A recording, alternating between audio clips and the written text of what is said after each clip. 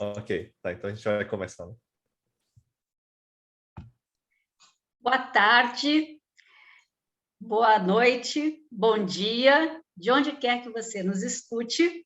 Estamos aqui hoje com mais um episódio do Alô Família, trazendo uma figura muito interessante, uma pessoa maravilhosa, que a gente conhece como Ide Omori.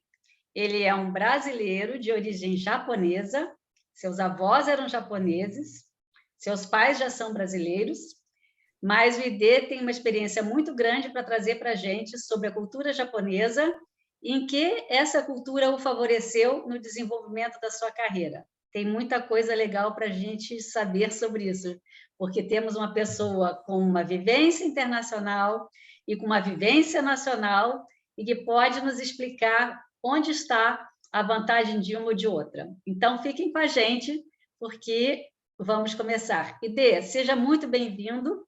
Muito obrigada pela sua presença.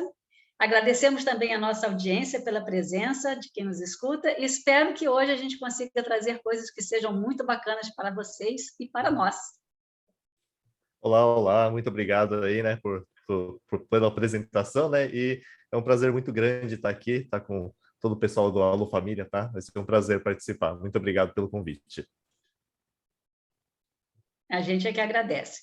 Então, gente, só para entender um pouquinho, o ID hoje ele é um empresário, ele tem uma experiência internacional na área de gestão empresarial e de negócios, e atualmente, com o desenvolvimento do marketing, né, ele também está com uma empresa de marketing digital, e agora também na área das finanças. O ID tem trazido muita informação para a sua audiência. Depois nós vamos deixar aqui o arroba dele, né, os contatos dele ao final, como a gente faz em todos os podcasts.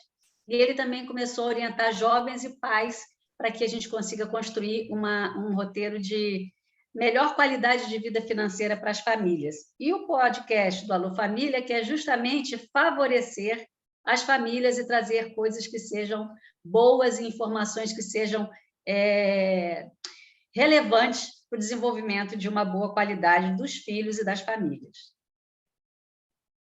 Legal, bacana. Bom, é bem isso mesmo, né, que a Heloísa disse.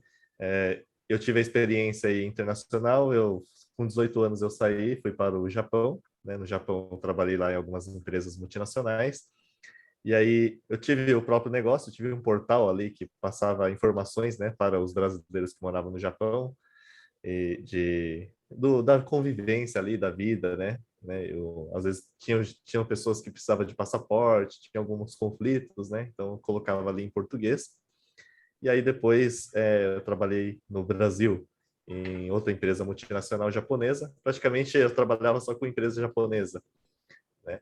E aí depois que eu acabei indo para a África, administrar algumas empresas lá e trabalhar com alguns projetos do Japão, lá também, né? E hoje, retornando para o Brasil, eu estou com essa empresa de marketing digital, que é uma coisa que hoje cresce muito, né?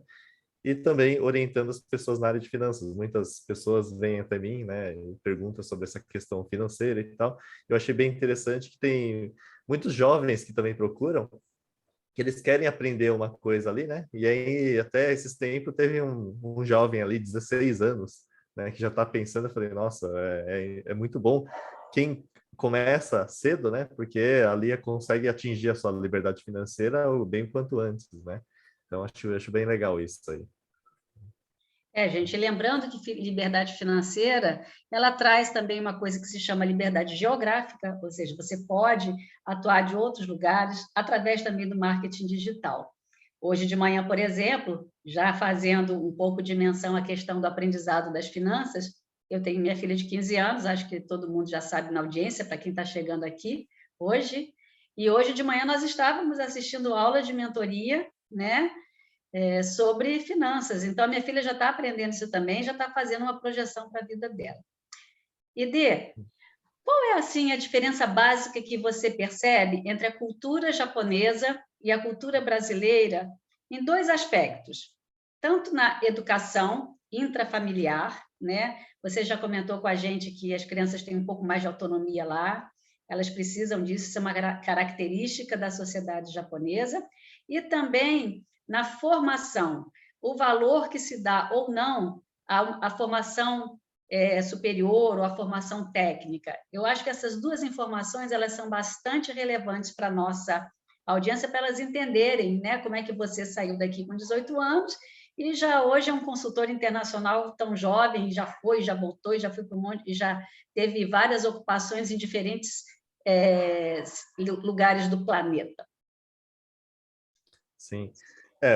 Assim, pela minha experiência que eu tive, né? Até às vezes eu comento, e hoje mesmo eu estava numa conversa com uma amiga que estávamos falando que, assim, hoje tem muitas crianças que os pais dão o celular para a criança, até ela mesma, né? Ela deixa ali um celular com uma criança de 2, 3 anos, ou um tablet, eu deixo ali assistindo algum programa para quê? Para os pais terem mais tempo, né? Para trabalhar, fazer as coisas ali, né? Aí uma coisa que eu vejo assim que é diferente, né? Que no Japão, normalmente a escola lá tem o período da manhã e período da tarde. Então fica o dia inteiro na escola praticamente, né? E diferente daqui, né? E aí ali, assim, uma coisa assim que às vezes eu participava, né, de algumas reuniões de escola japonesa e também tinha algumas crianças que estudavam em escola brasileira. Para quem não sabe, lá no Japão tem algumas escolas também que do Brasil, tá? Então alguns brasileiros que vão para lá às vezes não querem deixar a criança na escola japonesa porque não sabe a língua, pode ser que sofre ali um pouco, né? Acaba deixando as crianças em escola brasileira, né? E aí depois a gente vê assim que tem uma diferença muito grande, né? Se pegar uma criança ali de 12 anos, que ela só está imersa na escola japonesa e outra da escola brasileira, tem assim uma diferença grande assim, pelo que eu vejo, né? A criança que está na escola japonesa, ela é mais tímida, um pouco mais tímida, né? Mas ela também não tem tanta malícia, né? Que com da escola brasileira, né? E aí acontece muito isso, né? Essas crianças também, elas ficam muito ali nessa TV brasileira ali e tal. E aí tem essa diferença, porque na TV japonesa só passa programas ali que são, assim, de educação infantil e tal, né? E na brasileira já é bem diferente, né? E aí tem uma questão que até comentei com vocês, né? Que é bem interessante. Às vezes eu comento com o pessoal que as crianças ali, elas precisam ir sozinhas para a escola, né? Os pais não podem levar, porque normalmente assim, os pais brasileiros, eles querem levar, né, a criança até a escola lá e tal. Inclusive até aqui no Brasil, meio porque também é perigoso, né? Tem essa questão aí de segurança e tudo, né? Lá já não tem muito essa preocupação, né? Porém, assim, tem desde pequeno é ensinado aquele espírito de coletividade, né? Para não trabalhar muito individual, né? Sendo individualista, mas sempre pensar um no outro, né? Então as crianças elas precisam ir sozinhas andando até a escola e durante o trajeto os pais, né, ficam ali cada um em cada esquina, tem ali um trabalho com os pais de cada um fica em um determinado dia em um lugar e tal, né, para orientar as crianças, só acompanhar, né? As crianças elas têm ali um padrão de uniforme, uma mesma mochila, não tem mochilas diferentes, né? Tênis também, e não pode levar dinheiro na escola, né? Para não falar, não ter aquele negócio que fulano tem mais dinheiro que eu, a família de fulano é rica, ele usa um tênis legal, ele vai lá e compra na cantina coisas legais, né? Que eu acho que acontece bastante, né? Aqui também, né? E aí é ensinado muito isso. Aí, né, que eu acho bem bacana e eu falava, né, para as escolas brasileiras lá que tem sempre o seu lado bom e o seu lado ruim, né? Claro, na escola brasileira também tem as coisas boas, né? Mas eu acho interessante juntar as coisas boas de um com o outro, né? Fazer esse mix aí de coisas boas. Entendi. Então, Esse, deixa eu ver. Oi, diga, desculpa. desculpa, você tinha falado esse de um ponto e o outro, qual que era mesmo? Acabei esquecendo. Sim. Heloísa, queria fazer um adendo aqui, Pois porque não? eu nasci nos Estados Unidos e eu tive a primeira formação lá também. E uma coisa que me chama atenção na criação lá, na educação, primeiro, o horário de escola. Lá a gente entrava umas 9 horas da manhã, que é um horário mais normal para as crianças, porque você arrancar uma criança de 7 horas da manhã, para já estar lá às 7 horas da manhã, eu acho que é meio cruel, assim. E outra coisa que eu vejo é assim, quando a pessoa já vai para a faculdade, ela não pensa em voltar para a casa dos pais. Ela já tem essa cultura de que, me formei, vou trabalhar, vou ter minha casa, né? Eu vejo até alguns relatos de, se você voltar para sua casa, sua mãe vai te cobrar aluguel, entendeu? Porque a cultura é assim, né? Você tem que sair, e aí você já é adulta e você é responsável por você. E aqui não, eu vejo essa coisa meio que postergando. Tem gente, né? Tem os adolescentes de 40 anos que vivem na casa dos pais ainda. Então, é uma coisa bacana da gente refletir, né? Porque realmente, com 18 anos já é adulto, né? Não é mais para ficar embaixo da asa da mãe, né? Eu acho É isso verdade. super legal. Oi, desculpa, mas eu queria só apontar uma coisa. É que, normalmente, eu não sei se vocês vão concordar comigo, já que vocês têm essa experiência, né? Eu também tive experiência fora, mas as oportunidades lá fora, de maneira geral, né? Não atualmente, que o Brasil está desenvolvendo bastante, mas nos Estados Unidos, um jovem ele consegue, de alguma forma, se manter saindo de casa. Eu não sei se essa é uma realidade financeira dentro do Brasil, entendeu? Mas Elô, pensando aí nesse planejamento financeiro, até para mandar uma pessoa para a faculdade lá é uma fortuna. Então, eles têm que ter um planejamento já e ter esse dinheiro para poder ir, porque senão não rola, né? Mas tem tudo a ver com o que o ID está falando, né? De fazer um planejamento, de já ter essa mentalidade de que você, né, tenha que se sustentar depois de fazer a faculdade. Eu acho bacana isso. Eu encontrei Sim, com sim. um coreano lá, e ele falou assim para mim, não, eu estou vindo para os Estados Unidos, né, depois quando eu fui fazer intercâmbio, e ele falou assim, só que ninguém me levou no aeroporto. Eu peguei, sei lá, um ônibus e fui.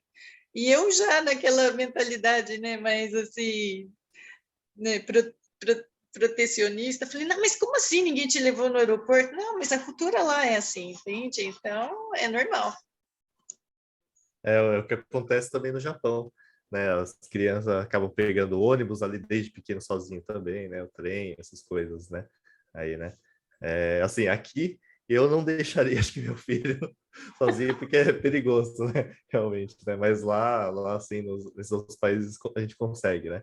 E aí uma coisa que você comentou ali também tem isso, né? A partir dos 15 anos, 16 anos, acaba já pensando em trabalhar em algum local, não voltar para casa durante o dia, né? Porque sempre tem algum esporte, alguma atividade lá para fazer. E aí voltar quer dizer, arrumar algum bico, né, para fazer de trabalho, porque tem várias lojas de conveniências, lojas assim que aceitam, né, as pessoas ali, acho que com 16 anos assim, trabalhar, elas acabam trabalhando. E é interessante que aqui sempre tem essa coisa, né, de estudar, terminar o segundo grau, já ir para a faculdade e depois disso arrumar um trabalho, né? Mas aí até o que a gente estava comentando, tem muitos chefes lá ou presidentes, né, que não tem nem a faculdade, né, o ensino superior completo. Então muitas pessoas ali saem ali durante o colégio, ele está fazendo alguma outra atividade, um trabalho ali, né, uma atividade. E aí depois, saindo de lá, ela vai para alguma empresa. Exemplo, lá tem a Suzuki, tem algumas empresas japonesas grandes, lá a Sony e tal, contratam e lá normalmente assim, para você subir de cargo por tempo, né?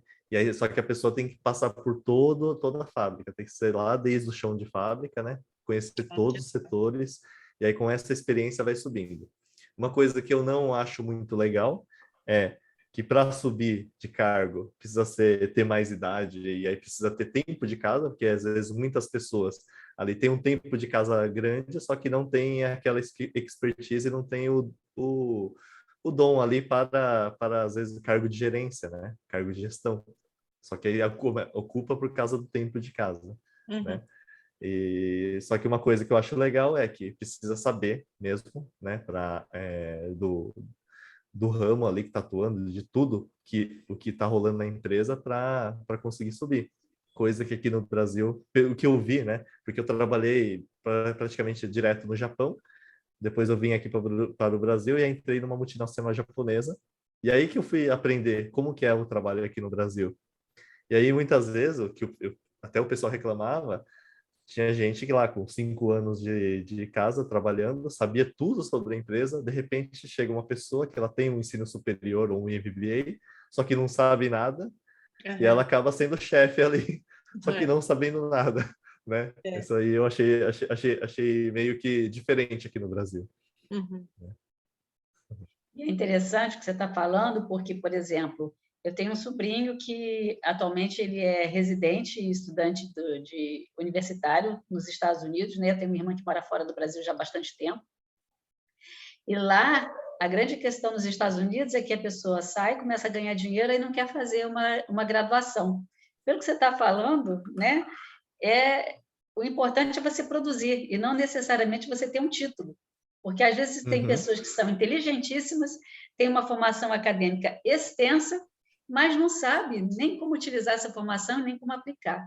Então, eu acho que esse sonho dourado, entre aspas, né, de você ter uma formação universitária, tem uma tendência, de alguma forma, a ser diluído um pouquinho, porque o mundo está girando muito rápido, novas formações, novas profissões surgindo, né? E a gente não pode permanecer naquele conceito lá atrás que você, para ser bem-sucedido na vida, do ponto de vista financeiro, você tem que ser o advogado X, o médico Y, o dentista não sei das quantas. Então, a gente vê hoje inúmeros nomes de pessoas que estão surgindo e que não têm uma formação assim, que não são tão atreladas, né, ao processo acadêmico em si. Elas simplesmente aprenderam a pegar seus talentos, trabalhar os seus talentos e botar esses talentos para produzirem, seja em benefício próprio ou para benefício de uma empresa ou de uma coletividade. O que você me diz?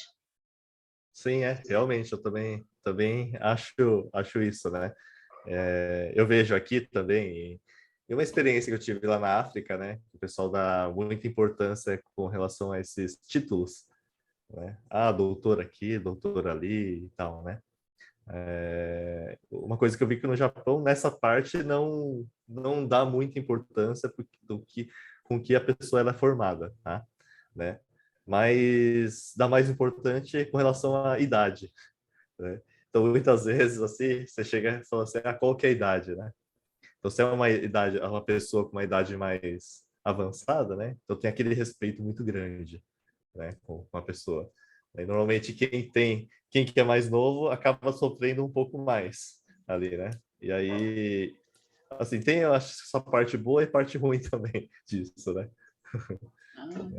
Mas, Ide, então, assim, no Japão, a gente sabe, né, que existe realmente um grande respeito ao idoso, inclusive do ponto de vista social, não só do ponto de vista de trabalho, né, e de hierarquia no trabalho, mas assim, e como ficam esses grandes talentos mais jovens? Porque se tem essa questão da idade, né, como é que fica isso? A pessoa não tem mais tempo de casa, tem mais idade? Isso ainda continua sendo uma verdade, porque a sociedade japonesa é diferente da nossa, e você toca sempre nesse ponto, né? Uma coisa que eu sei, por exemplo, né, porque já fui informada, inclusive, por você, é que nas empresas japonesas não existe essa coisa de ter um faxineiro, de ter quem limpe, quem organiza, que todo mundo tem que fazer a sua parte.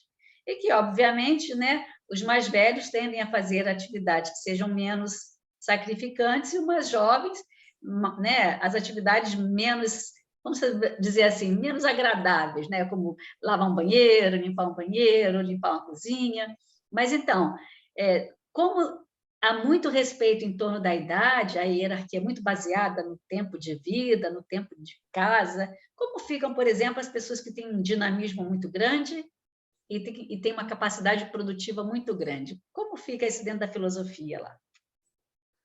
O que eu tenho visto, né, e que tem falado muito também até na mídia japonesa, é que assim, no Japão tem a cultura de você entrar numa empresa e você ficar nela, morrer nela ali. Não tem essa cultura de você sair da empresa. Se você sai de uma empresa e vai para outra, você é muito mal visto.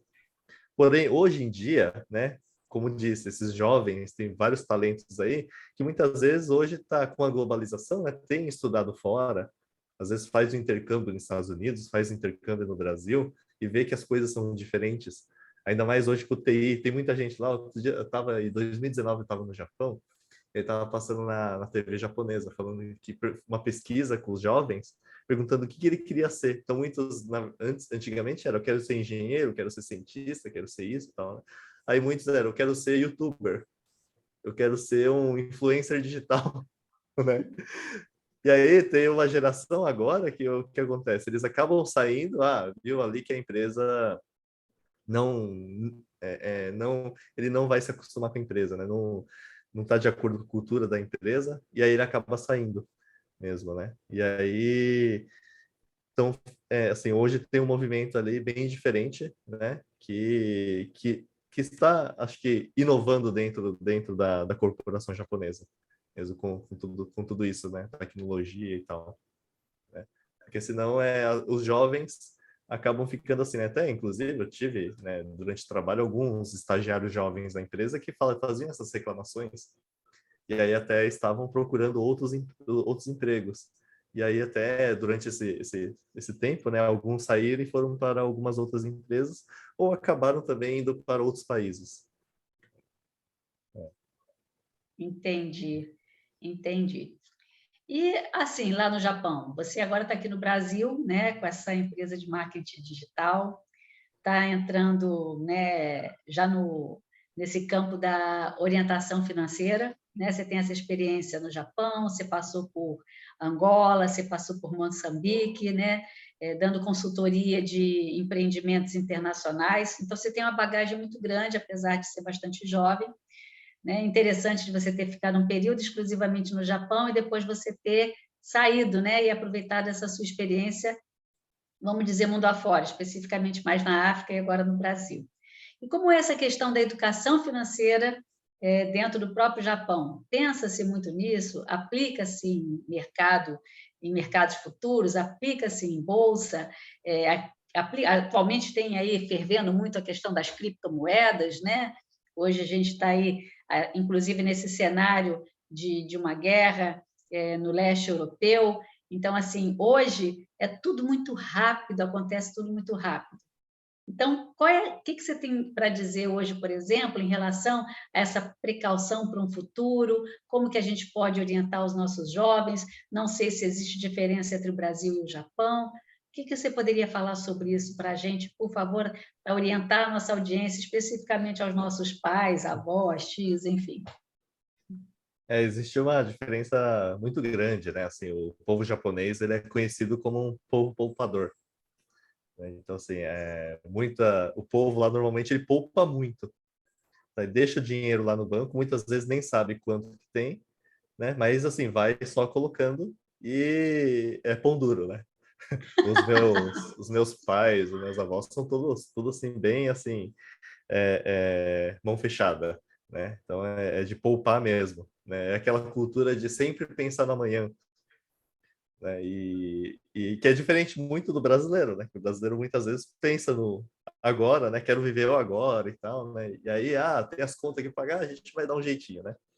Inclusive é bem interessante porque assim toda semana eu recebia os visitantes do Japão, da empresa de lá, né? E a gente sempre conversar e uma coisa que eles sempre falavam era o sistema, né, de divisão de despesas, quer dizer, controle de gastos em casa, né, junto com a esposa, que é diferente do exterior. Para vocês terem uma ideia, no Japão, utiliza um sistema ao qual a esposa que ela faz todo o controle financeiro da família. Então, o marido ele recebe ali, ele nem sabe quanto que ele recebeu, vai tudo para a esposa. Aí ele tem ali uma mesada. Essa mesada chama o kozukai.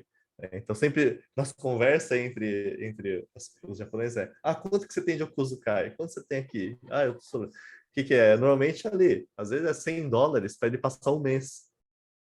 Para passar um mês, né? Eu ia E aí, fazer uma muitas vezes piada, né? Ele fica com... A mulher deixa ele apertadinho para ele não poder fazer bobagem fora de casa. E aí eles ficam ali, esse ano eu vou ter que negociar uma verba melhor com minha esposa, sabe? Aí eles falavam assim, não, no estrangeiro é bom porque não tem isso, né?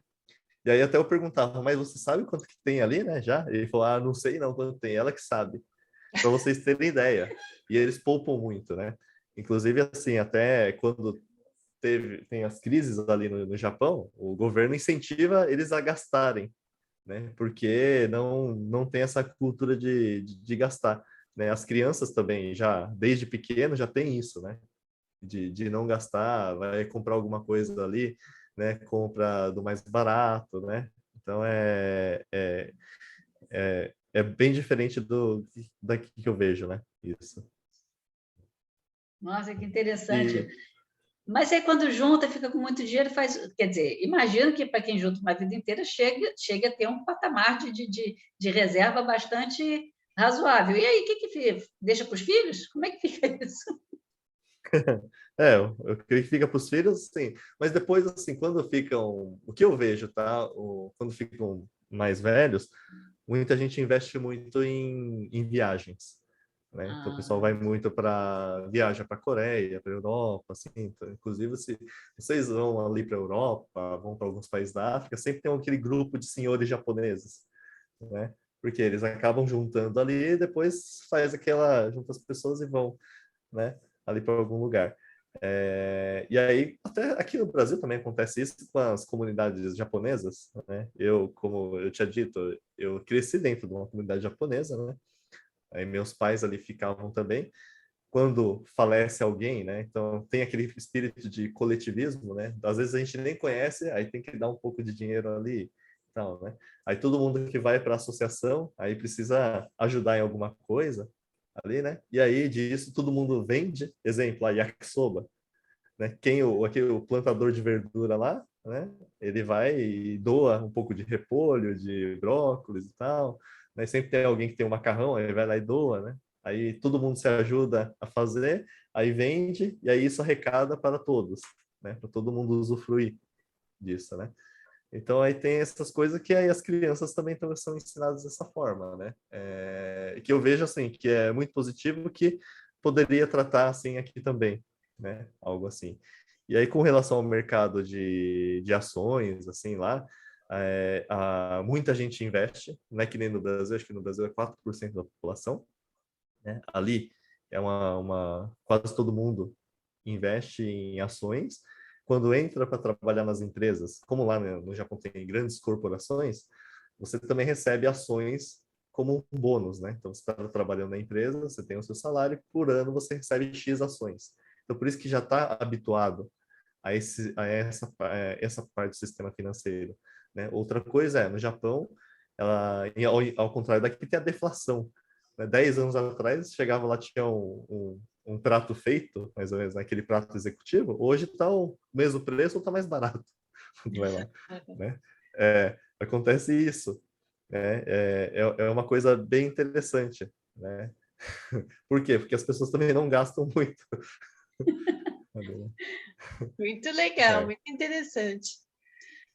Mas você vê que cada cultura, mas é isso que você fala, né? Tem seus prós e tem seus contras, né? Em toda relação aí, mas estar familiarizado com isso é bem legal. E aí, Heloísa? oi, diga. Então, olha só, atualmente você então veio para o Brasil, né? Está de volta ao Brasil tem pouco tempo, lidando com essa parte de marketing que é uma forma de expansão na sua visão, né? Pelo que eu estou vendo, você é uma pessoa que, como eu fiz, né? Aprendi a não colocar todos os ovinhos numa mesma cesta, e mexendo aqui também com essa parte da educação financeira. Mas você tem algum curso nessa área de educação? Qual seria a mensagem que você poderia deixar aqui para os pais em relação a construir um futuro e não ser a geração do macarrão instantâneo que quer tudo para daí a 2 minutos, né? 3 minutos, eu nem sei porque, mas a gente vive uma era de ser muito afoito, querer que as coisas aconteçam, porque a velocidade da internet é uma coisa, né? Você consegue as coisas rápido na internet, mas as muito pessoas rápido mesmo. confundem a velocidade da tecnologia com a velocidade da própria vida. Eu acho que até a gente tem que chamar atenção para isso, que aqui a gente está 3 pessoas, rapidamente falando, em 3 lugares diferentes do Brasil, que se conheceram de forma digital.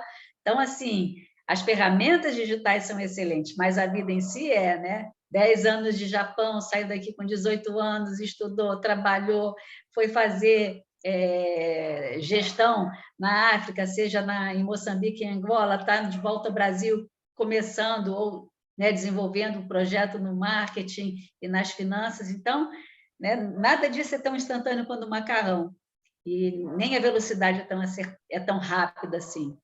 Mas nessa parte específica da finança, então, Ide, você está dando alguma forma de consultoria? Você tem algum grupo formado para jovens, para pais? Como que você está trabalhando essa parte da finança especificamente? Ou se você está fazendo mais para si, ou você pretende realmente fazer uso disso como uma forma de monetização pessoal?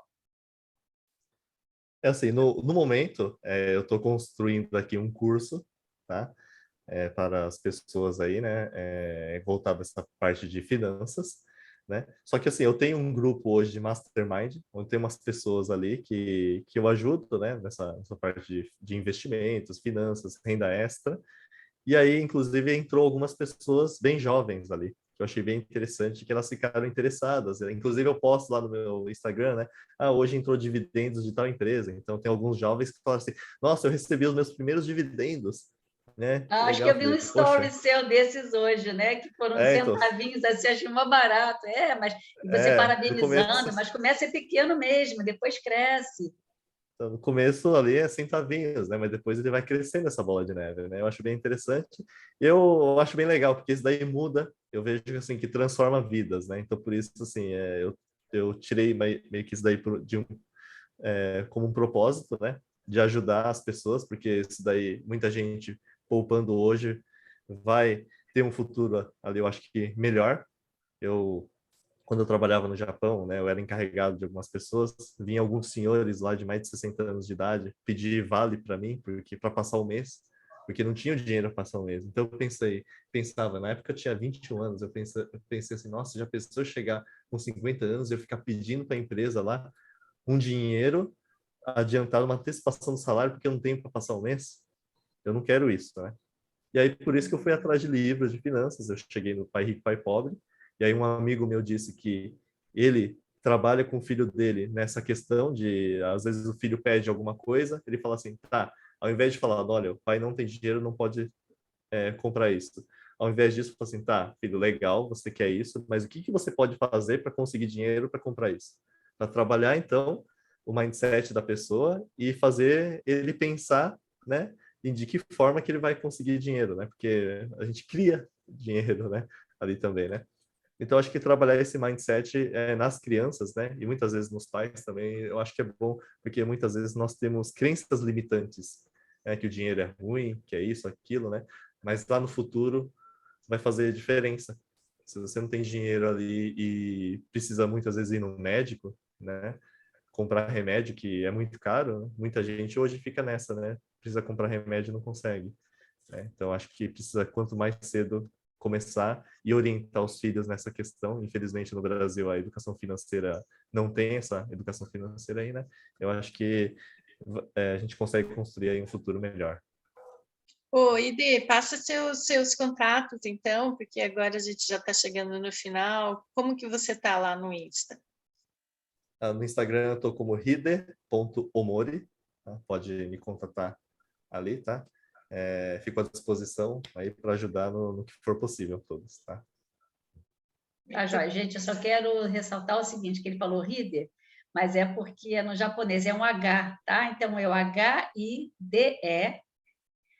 Omori, né? Que é o arroba dele no Instagram. Olha, a gente só tem um minutinho. A conversa, quando tá boa, passa, a gente não percebe. E eu queria muito agradecer a atenção da nossa audiência. A gente espera que as informações que ele nos trouxe tenham agregado algo de positivo. Lembrando que a mensagem dele, essa última mensagem foi muito legal, dele dizer, né, que não quer ver pessoas mais velhas chegarem e precisarem de um adiantamento. Então, gente, vamos organizar a vida em todos os sentidos, né? Em todos os sentidos, e principalmente sabendo que hoje em dia existe uma facilidade de se investir. Então, busquem essas informações. Esse livro, Pai Pobre, Pai Rico, é excelente, a gente recomenda, já foi lido por nós, pelo ID. Quero agradecer, ID, a sua disponibilidade, a sua atenção e simpatia, o carinho que você trouxe as informações para a nossa audiência.